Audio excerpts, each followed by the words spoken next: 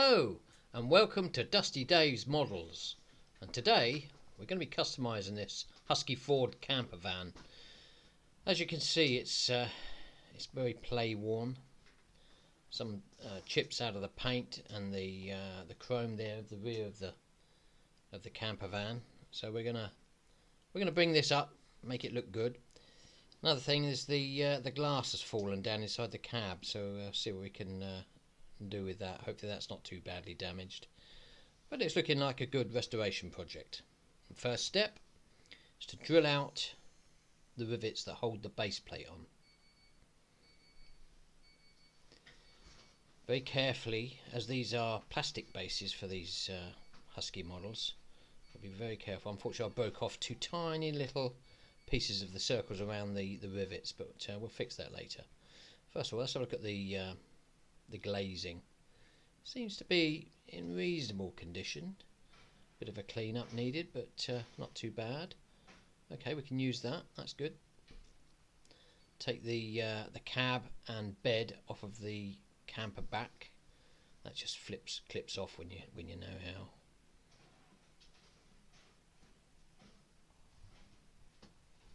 how. Okay, off it comes. So a quick look at the bed. It's chipped a little bit.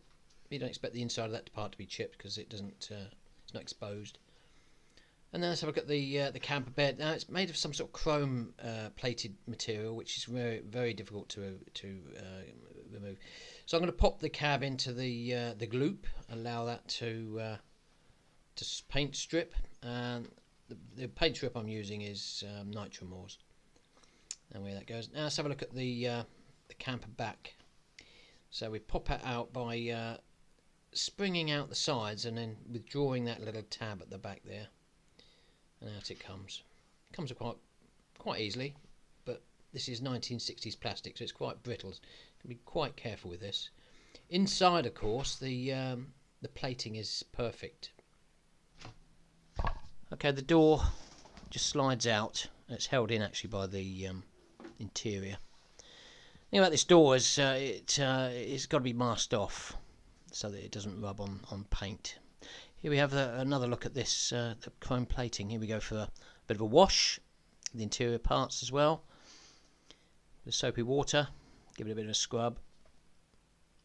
Not going to make much difference actually, just as long as it's clean, ready for painting. Individual parts put back in, and the actual glass looks actually quite good, so we're going to use that.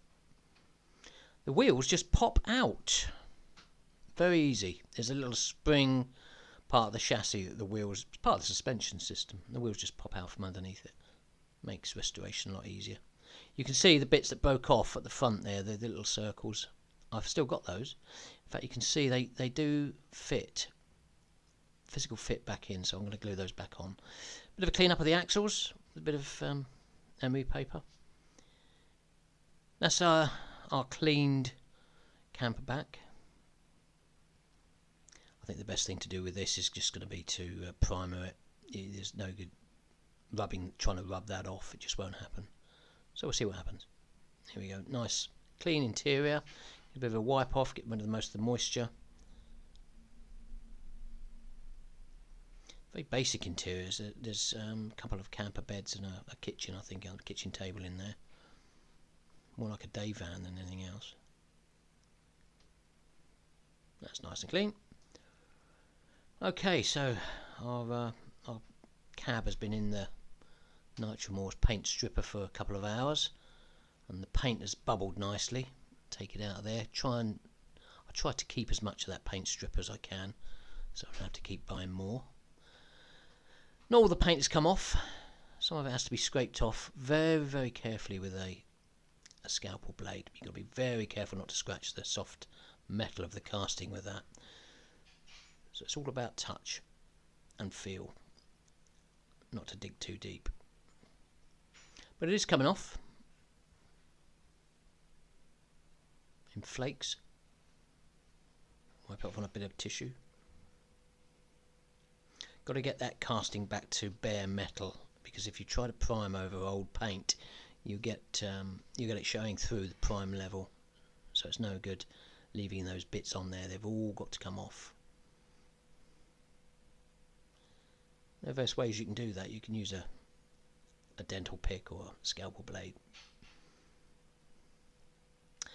And here we're using a brush in the drill, just to give it the casting a bit of a clean up, get rid of some of that oxidation off the metal, and it does take off some of the paint chips as well. Gives us a better surface to prime to. There we go. On the side of the truck as well, trying to get the paint off the sides. Obviously the inside of that bed isn't very important because it doesn't show, because the camper bed lays on top of it. There's a close up of the cab sides there with the paint all removed. Almost ready for a coat of Tamiya primer. A couple of little spots that are bothering me there. I'll try and get them off with my thumbnail. Generally it's looking quite good.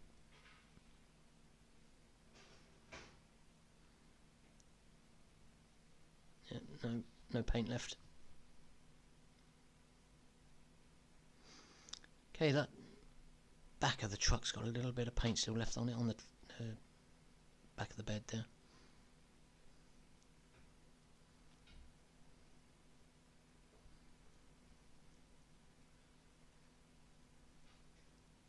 You see little door handles, little details like that. They're not very well detailed, these Husky models, compared to other models, but they're quite good. Okay, so ready for a bit of a spraying with some Tamiya undercoat or primer. We have the masking tape stuck onto a small piece of wood, so the sticky side is upwards, and then the model it sits on top of that and it holds it into place while we spray it.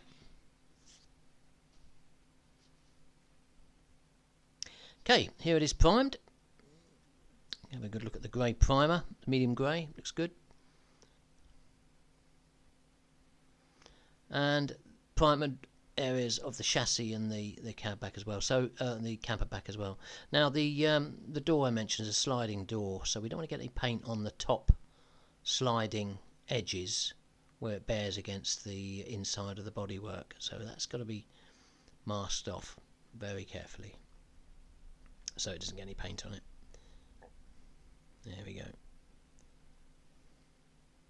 Fold that round the top using the narrow Tamiya masking tape. It's so handy for small areas that got to be masked off. The bed nice and clean, ready for a coat. I'm not going to leave it that ghastly yellow colour, so I'm going to paint that with primer as well. Here we have the back, and this is the paint I was using.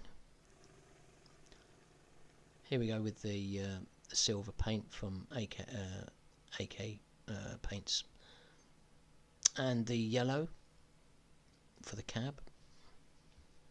So we've got Dura aluminium for the camper back and yellow for the cab, just like the original was.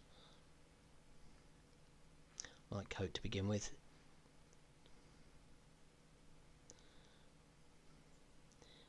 See my compressor's making a bit of a vibration on the paper behind the model there. There we go, nice light coat, yellow. Quite a good match for the original, this. On it goes.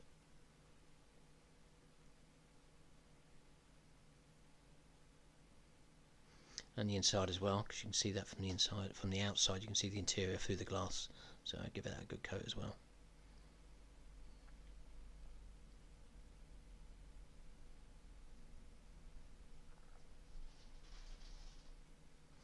Okay, a few more coats later and we get a nice glossy finish, and here it is drying. This is the front, a quick shot of the front of the cab with the headlights picked out. And here we have the door handles being painted, and I use a magnifying glass on a stand for this, very fine work trying to get just the door handle without the surrounding area touched in. Another shot of that grille with the little lights, the little indicators, and I used a black wash for the grille itself, so it made the headlights stand out a bit better. Here we have the rear lights going in orange.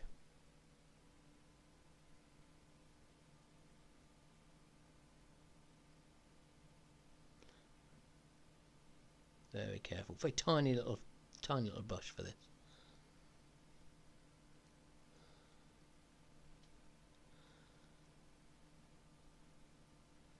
Now millipots are a very handy modelling item. I use it to recreate the rivets. So you make a teardrop shape with the pointed end going down into the hole that you've drilled inside the post. Push it in, and you can use a cocktail stick just to make the little depression in it, or a paintbrush. I haven't done this for quite a while, so here we go with a cocktail stick making the small impression inside. That's it. Now what that does, it joins the base to the model quite nicely, and then you can paint these whatever colour you think is best, either body colour, or you can paint them metallic, make them like as I've done here, make them look sort of metallic. So here we go, here's it all finished,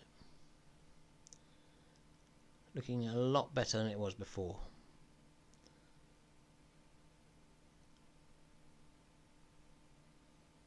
Quite like the grille on this, it's picked out quite nicely. There we go. Hope you enjoyed that. My first small scale restoration project. There'll be some more coming along. Thanks very much for watching. Thanks, Em. Goodbye.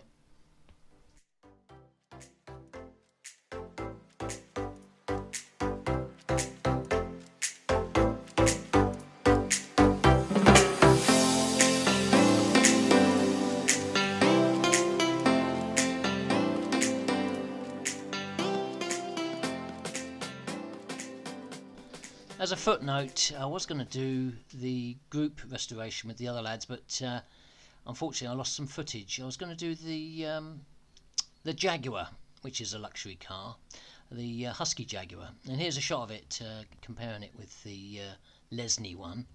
I think the actual the green Jaguar that I restored is actually it's a nicer shaped model, I think, but I'll leave you to decide. Thanks a lot.